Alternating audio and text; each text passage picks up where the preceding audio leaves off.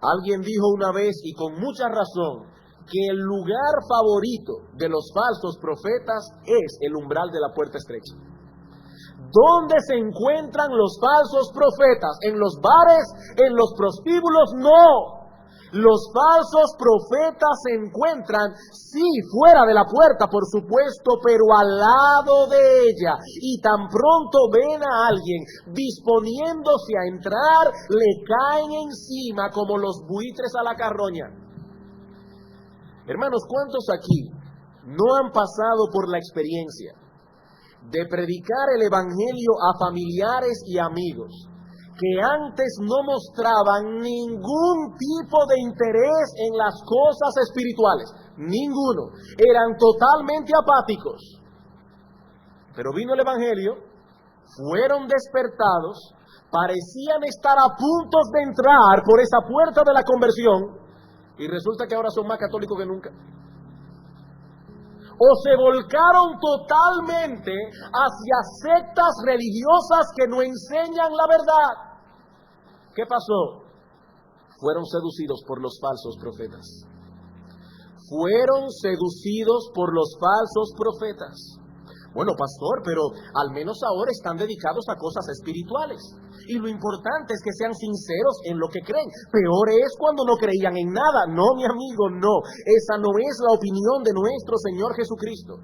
El Señor nos advierte que tengamos cuidado con los falsos profetas porque son un peligro para nuestras almas. Aún para los que profesan la fe. Aún para los que profesan la fe. Esos falsos profetas desvían a los pecadores de la puerta estrecha, los convencen de entrar por la ancha y de ese modo lo guían a la destrucción. ¿Estás interesado en el estado de tu alma? Estas palabras son para ti. Escucha con cuidado lo que Cristo dice aquí. Debes tomar en serio estas advertencias porque no es la sinceridad lo que cuenta, sino el abrazar de todo corazón la verdad de Dios. Si tomas el camino equivocado, no llegarás a la vida. Con todo y tu sinceridad. ¿Qué es entonces un falso profeta?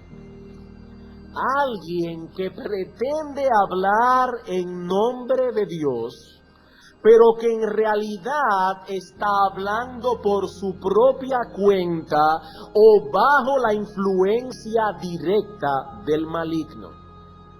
Es uno que habla falsedades, pero con la salvedad de que lo hace en el nombre de Dios. Hermanos, este último detalle es importante. El falso profeta se atribuye a sí mismo el hablar en nombre de Dios. Él no se para en una esquina y dice, Dios ha muerto, Dios no existe, así que yo les pido que me escuchen a mí, que se olviden de la Biblia y escuchen mi voz. No. Eso sería demasiado obvio. Nadie sensato lo escucharía. Pero cuando viene un hombre con una personalidad atractiva, con una Biblia en la mano, con una oratoria persuasiva, hablando en el nombre de Dios, mencionando continuamente al Señor Jesucristo, entonces es mucho más difícil discernir que se trata de un falso profeta. Él no viene hablando en su propio nombre, sino en el nombre de Dios. He aquí lo que Dios me ha revelado.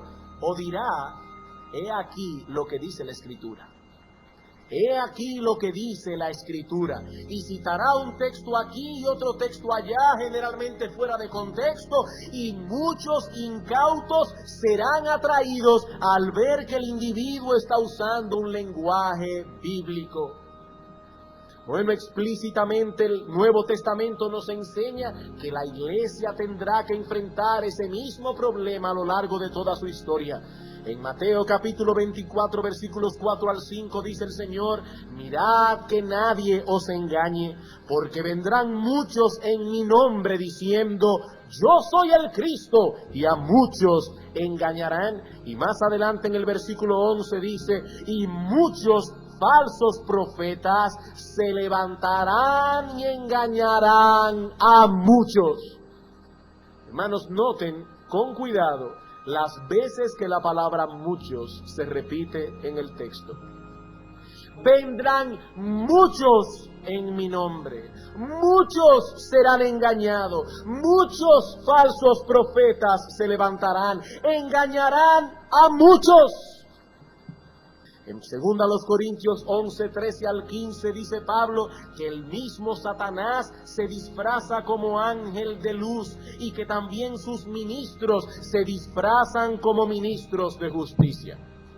Como pueden ver, hermanos, en el Nuevo Testamento abundan las advertencias acerca de los falsos profetas. Se nos exhorta a mirar con atención y a vigilar, porque estos hombres, hermanos, no vienen a nosotros con una tarjeta de presentación que dice, fulano de tal, falso profeta. No. Estos hombres vienen disfrazados y vienen a hacer daño. Ahora, ¿por qué tenemos que ser tan insistentes en el asunto? Porque muchos creyentes piensan tener ubicado ya a los falsos profetas. Hay muchos creyentes que piensan que porque conocen algo de ciertas sectas ya tienen ubicado quiénes son los falsos profetas. José Smith y sus mormones, Russell y sus testigos de Jehová, Mary Baker Eddy y la ciencia cristiana, Elena G. de White, etc. Sí sabemos que esos son falsos profetas. Pero como veremos en un momento, hermanos, el asunto no es tan sencillo. Estos no son los únicos falsos profetas que han salido por el mundo, y me atrevería a decir que en estos momentos no son los más peligrosos. Hermanos, nuestro Señor Jesucristo nos ha dejado una advertencia muy solemne: guardaos de los falsos profetas.